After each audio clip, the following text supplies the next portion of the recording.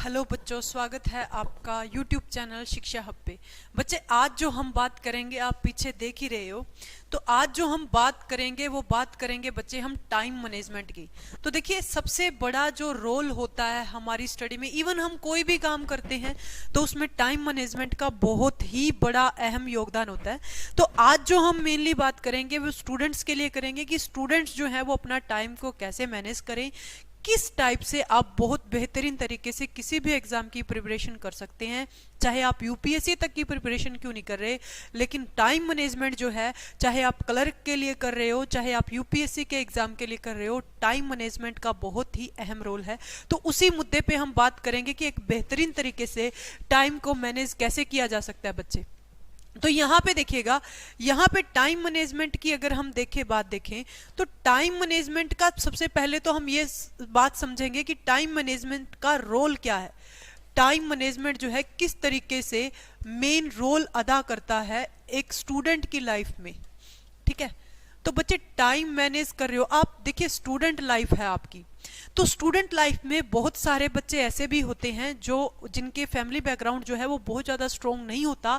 वो एक अच्छे तरीके से अपनी जॉब भी कर रहे होते हैं और उसके साथ साथ वो एक अच्छी गवर्नमेंट जॉब भी पाना चाहते हैं, या कोई एक छोटी गवर्नमेंट जॉब कर रहे हैं और बड़ी गवर्नमेंट जॉब पाना चाहते हैं। तो उसके लिए टाइम मैनेज करना बहुत ही ज़्यादा मुश्किल हो जाता है। और कुछ बच्चे ऐसे भी होते हैं जो घर के काम में उलझे हुए होते हैं कुछ हद तक, और घर के काम करने के बाद में ये सोचते हैं कि हम टाइम को कैसे मैनेज करें। तो सबसे पहले देखिएगा, सबसे मेन रोल जो होता है कि आपको अपनी स्टडी के लिए एक फिक्स टाइम रखना है बच्चे। फिक्स टाइम का क्या बोला मैंने कि फिक्स टाइम, जैसे कि आज आप मान लीजिए इवनिंग में 5 to 8 पढ़ रहे हैं, इवनिंग में 5 to 8 पढ़ रहे हैं, तो कोशिश यही होनी चाहिए कि नेक्स्ट टाइम पे भी हम क्या करें, 5 to 8 ही पढ़ें, क्योंकि हमारा जो ब्रेन होता है, इस ब्रेन के कुछ फिक्स मतलब रूल्स होते हैं। मान लीजिए कि एक टाइम ऐसा है डेली का, रूटीन का, कि आप 5 to 7 जो है वो गेम कर रहे हो, तो आपका माइंड जो है वो नेक्स्ट डे भी किस चीज के लिए रेडी होगा, गेम के लिए ही रेडी होगा। तो सबसे पहले तो आप अपने दिमाग को पकाइए। देखिए, बहुत जगह आपने ये बात सुनी होगी कि आप 21 डेज तक क्या कीजिए, रेगुलर एक काम कीजिए, आपको उसकी हैबिट हो जाएगी। क्यों हो जाएगी बच्चे? क्योंकि आपका जो माइंड है वो उसको मैसेज दे रहा है उस काम को करने के लिए। और सबसे जो बड़ी चीज होती है वो क्या होती है, अपने माइंड को कंट्रोल करना। तो अगर आप रेगुलरिटी में एक काम कर रहे हैं तो आपका जो माइंड है वो उस जगह पे वर्क कर रहा है जिस जगह पे आप उसको लेके जाना चाहते हैं। तो और अगर मान लीजिए कि आपने एक टाइम फिक्स किया कि मैं इस टाइम तक पढ़ूंगा, ठीक है, लेकिन फिर आप उस टाइम पे आज आप गेम खेल ली या कोई और काम करना चले जाते हैं, तो नेक्स्ट डे आप 100% अपना कभी भी नहीं दे पाएंगे स्टडी को, चाहे आपने टाइम सेम रख रखा हो। तो इसका मतलब क्या है, रेगुलरिटी में एक ही टाइम पर एक काम करना सबसे जरूरी है। ये आपके फोकस को बढ़ाता है किसी भी चीज के लिए। तो मतलब अगर आपने टाइम सेट करना है स्टडी के लिए, तो एक ऐसा टाइम सेट करना है बच्चे जिस टाइम पर आप रेगुलरिटी में पढ़ सके। जैसे कि मॉर्निंग में आप, कुछ बच्चे बोलते हैं कि मॉर्निंग में पढ़ना बहुत ज्यादा जरूरी होता है। देखिए, मॉर्निंग में पढ़ना जरूरी क्यों होता है? एक तो अपना ब्रेन जो होता है वो फ्रेश होता है। अब कुछ लोग मॉर्निंग में नहीं पढ़ पाते, ठीक है, वो अलग बात है। लेकिन अगर आप मॉर्निंग में रूटीन में पढ़ते हो, तो मॉर्निंग में सबसे बड़ी चीज क्या होती है कि आपको कोई भी डिस्टर्ब करने वाला नहीं होता। अर्ली मॉर्निंग पढ़ने वाले बच्चे जो होते हैं वो बहुत कम डिस्टर्ब होते हैं, बहुत कम इंटरप्ट होते हैं। मान लीजिए कि आप मॉर्निंग में 5 to 8 पढ़ रहे हैं, तो ये 5 to 8 का एक ऐसा टाइम है बच्चे जो आपका फिक्स हो गया। मान लीजिए कि आपने मॉर्निंग में 5 to 8 10 डेज भी रेगुलर वे में स्टडी कर ली, तो इसका मतलब ये है कि आपका माइंड जो है वो 5 to 8 के लिए ऑलवेज एक्टिव रहेगा। समझ गए?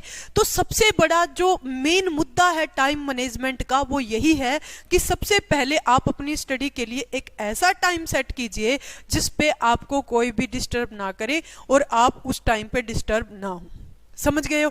यानी एक टाइम फिक्स करना बहुत ही ज्यादा जरूरी है, सबसे पहली बात, क्योंकि ये साइंटिफिक रीजन है जो मैंने आपको बताए हैं। अब दूसरी बात, जब भी आप टाइम टेबल बनाएं अपनी स्टडी का, तो आप ऐसे सोच के बनाएं अपनी पोटेंशियल के अकॉर्डिंग। कभी भी मान लीजिए आपको किसी ने मोटिवेट कर दिया और आप अपना इतने मोटिवेट हो गए कि आपने 10 घंटे का टाइम टेबल रेडी कर दिया और उस 10 घंटे को पढ़ने की 10 घंटे पढ़ने की आपकी पोटेंशियल ही नहीं है। तो सबसे पहले तो आप अपनी सीटिंग हैबिट डालिए, क्योंकि पढ़ना बैठ के ही होता है। चाहे आप कोई बुक पढ़िए, चाहे आप कुछ मर्जी पढ़ लीजिए। मान लीजिए कि आपने एक ऐसा टाइम टेबल बनाया जिस टाइम टेबल पर आप पढ़ना चाहते हैं। पढ़ना तो बैठ के ही है, कुछ लोग बैठ भी नहीं सकते रेगुलर वे में, ठीक है। तो आप उस टाइम पे कोई बुक पढ़िए, चाहे कुछ भी पढ़िए, मतलब सबसे पहले जो आपने चीज सेट करनी है वो सेट क्या करनी है कि आपने एक फिक्स टाइम सेट करना है, जो मैंने सबसे पहली बात की।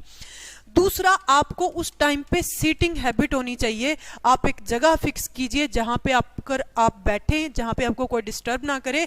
और उस सीटिंग हैबिट के दौरान मान लीजिए कि आपने सोचा कि मैंने 1 आवर रेगुलरिटी में यहाँ पे बैठ के पढ़ना है, फोन को दूर रख के, तो वो 1 आवर आपका रीडिंग हैबिट, मान लीजिए किसी भी चीज की, मैं ऐसे नहीं बोल रही कि आप अपने कंपटीशन का पढ़िए, कुछ भी पढ़िए जो चीज आपको काम में आई, नोवेल पढ़ लीजिए। तो इससे क्या होगी, आपकी एक रेगुलरिटी क्रिएट हो जाएगी, जिसकी वजह से आप जो टाइम दे रहे हैं वो कुछ सीखने के लिए ही दे रहे हैं। समझ गए हो? तो मतलब आप सबसे दूसरी जो चीज मैंने बोला, क्या बनाएंगे आप? अपनी सीटिंग हैबिट बनाएंगी। मान लीजिए कि आपने 1 आवर बैठना है, तो बैठना है किसी भी चीज के लिए। ऐसा नहीं है कि बैठ के फोन चलाना है, यूट्यूब पे वीडियोस देखनी है, वो बात नहीं बोल रही हूं मैं, पढ़ने के लिए बोल रही हूँ। समझ गए हो? क्लियर है? तो दूसरी जो चीज मैंने बोली क्या होनी चाहिए, आपकी सीटिंग हैबिट होनी चाहिए। उसके बाद में थर्ड, आपने अपनी पोटेंशियल को चेक किया कि आप कितनी देर तक बैठ के रेगुलरिटी में किसी चीज को पढ़ सकते हैं। समझ गए? तो आपको इतना लेवल हो गया, फिर आप उसके अकॉर्डिंग अपना टाइम टेबल बनाइए कि इतनी देर मेरी पोटेंशियल है, मैं इतनी, क्योंकि धीरे धीरे चीजें बढ़ती हैं। और अगर एकदम से आप 10 घंटे का टाइम टेबल बना लोगे तो आप बिल्कुल, मैं श्योर हूं, आप पढ़ नहीं पाओगे और उसके बाद में आप डिमोटिवेट होगे। ऐसे मर्जी, चाहे आप मर्जी जितनी बार टाइम टेबल बना लीजिए, आप कभी भी उस पर रेगुलर वे में काम नहीं कर पाएंगे। समझ गए? तो दूसरी जो चीज है वो क्या है कि यहाँ पे कि आप एक ऐसा टाइम टेबल सेट कीजिए जो आपकी पोटेंशियल के अकॉर्डिंग हो, और उसमें सबसे पहले आप अपनी इंटरेस्ट की चीजें क्रिएट कीजिए। धीरे धीरे चीजों में इंटरेस्ट क्रिएट कीजिए। जैसे कि आपने पॉलिटिकल साइंस पढ़नी है, तो पॉलिटी में कुछ ऐसी चीजें जो हमारे चारों तरफ हो रही हैं, जैसे कि पॉलिटी में मान लीजिए कि आप ऐसे सोच रहे हो कि हमारे एरिया का एमएलए कौन है, वो एमएलए किस सीट से गया है, वो एमपी भी है, मेंबर ऑफ पार्लियामेंट भी है या नहीं है, ठीक है, मेंबर ऑफ पार्लियामेंट कहां से होते हैं। तो वहां से आपका क्या होगा, पॉलिटिकल साइंस में इंटरेस्ट क्रिएट होगा। जैसे कि अब मैं साइंस की बात करूं, फिजिक्स की बात कर लूं, आप फिजिक्स पढ़ना चाहते हैं तो आप ऐसे सोचिए कि ये जो बिजली का स्विच है ये कैसे काम कर रहा है, तो उस पर सर्च करना शुरू कीजिए। वैसे वैसे आपका सब्जेक्ट में भी इंटरेस्ट बढ़ता जाएगा। अब आप किसी कंपटीशन एग्जाम की तैयारी करना चाहते हैं बच्चे, तो कंपटीशन एग्जाम के लिए सबसे जो जरूरी चीज होती है वो होता है सिलेबस। आप बहुत सारे बच्चे ऐसे होते हैं जिन्होंने, मान लीजिए कोई भी एग्जाम देना है, मान लो आप लोग एसएससी की तैयारी कर रहे हो, ठीक है, या आप यूपीएससी की तैयारी कर रहे हो, या आप एचएसएससी की तैयारी कर रहे हो, तो बच्चे आपको सबसे पहले क्या पता होना चाहिए कि मान लीजिए कि मैं एसएससी की तैयारी कर रहा हूं, तो मेरे पास 4 सब्जेक्ट हैं, उन 4 सब्जेक्ट का सिलेबस कौन सा है, मतलब उसमें चैप्टर कौन से आएंगे। उन चैप्टर्स को आप एक पेज पे लिखिए बढ़िया तरीके से और वो सामने चिपकाइए। जब भी आपका एक टॉपिक कवर होता है उस पर टिक कीजिए। ये चीजें आपका इंटरेस्ट बढ़ाती हैं और आपको स्टडी टेबल के पास लेके जाती हैं ये चीजें, क्योंकि आप, अच्छा उसके बाद में देखिए, मैं यहाँ पे एक एग्जांपल देती हूँ। आपका इंपॉर्टेंट टॉपिक जानने का कितना इच्छुक होते हैं, तो आप खुद सेट कीजिए ना इंपॉर्टेंट टॉपिक। पीछे के जिस भी एग्जाम की आप तैयारी कर रहे हैं उसमें आप पीछे के एग्जाम देखिए कि उस एग्जाम में क्या है, तो उसके अकॉर्डिंग आप इंपॉर्टेंट टॉपिक्स को सिलेक्ट करके उन पे काम कीजिए बच्चे। हर एक इंपॉर्टेंट टॉपिक के साथ में इंपॉर्टेंट क्वेश्चंस होते हैं, उन क्वेश्चंस को कीजिए जो आपकी स्टडी में रुचि को बढ़ाते हैं, ठीक है, आपका इंटरेस्ट बढ़ाते हैं कि हाँ ये चीजें मैंने बहुत अच्छे से कर ली। उसके बाद में धीरे धीरे आप प्रैक्टिस सेट सोल्व करना शुरू कीजिए। प्रैक्टिस सेट सोल्व करेंगे तो उसमें आपको नई नई चीजें मिलेंगी, जिसकी वजह से आपका टाइम टेबल में जो टाइम है उसमें इंक्रीमेंट लगना अपने आप शुरू हो जाएगा, क्योंकि आपने चीजों को खुद से सर्च करना शुरू कर दिया। दूसरों की सर्च की हुई चीजें पढ़ेंगे तो उतना टाइम नहीं दे पाएंगे जितना टाइम आप खुद की सर्च करी हुई चीजों में दे पाएंगे। तो जो जो बातें मैंने बताई हैं वो इम्प्लीमेंट बहुत सारे बच्चों ने की हैं, जिसकी वजह से उनका टाइम टेबल बहुत अच्छे से सेट हो पाया। मैंने 3 चीजें आपको बताई। सबसे पहले क्या कीजिए, एक फिक्स टाइम सेट कीजिए जिसपे आप पढ़ सकते हो, चाहे मॉर्निंग में चाहे इवनिंग में, जिसमें आप डिस्टर्ब ना हो, ठीक है, रेगुलरिटी में। अपनी पोटेंशियल को चेक कीजिए कि किस पोटेंशियल के हिसाब से आप पढ़ सकते हैं। 3 घंटे पढ़ सकते हैं तो स्टार्टिंग में उन 3 घंटे पे ही वर्क कीजिए, ज्यादा 10 घंटे का टाइम टेबल बनाने की जरूरत नहीं है। जो चीज आपको इंटरेस्ट लगती है आप उस 3 घंटे में वो चीज पढ़िए, चाहे आपका सिलेबस कवर हो रहा है या नहीं हो रहा, ठीक है।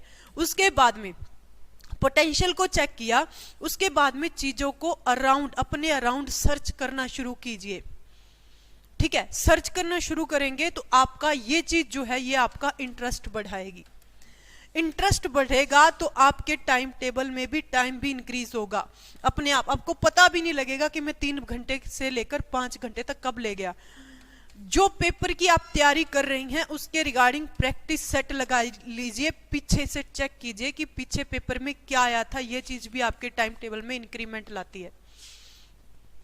आपका सिलेबस आपको पता होना चाहिए, आपकी कॉपी पे नोट होना चाहिए, आपके सामने लगा होना चाहिए कि ये चीजें जो हैं ये मेरे सिलेबस में है, जो चीजें आपका इंटरेस्ट बढ़ाती हैं। और इन्हीं से आपका टाइम मैनेज होता है बच्चे। आपको पता ही नहीं चलता कि दूसरे कामों से मैं स्टडी वाले साइड कब आ गया, क्योंकि सारी की सारी टाइम मैनेजमेंट की जो गेम है वो इंटरेस्ट पे टिकी हुई है। और इंटरेस्ट बनाना आपके खुद के हाथ में है कि आप कैसे बनाते हैं, ठीक है। तो इंटरेस्ट क्रिएट कीजिए उस चीज में जो आपके स्टडी में काम आने वाली है, ठीक है। आपके अराउंड चीजों को देखिए, जैसे कि पॉलिटिकल साइंस में मैंने बताया, फिजिक्स में मैंने बताया, बहुत सारी चीजें ऐसी हैं जिसमें आप इंटरेस्ट क्रिएट कर सकते हो, ठीक है बच्चे। तो ये टाइम मैनेजमेंट का पार्ट 1 था छोटा सा, इतना काम कीजिए। नेक्स्ट पार्ट जरूर लेके आएंगे। Thank you so much.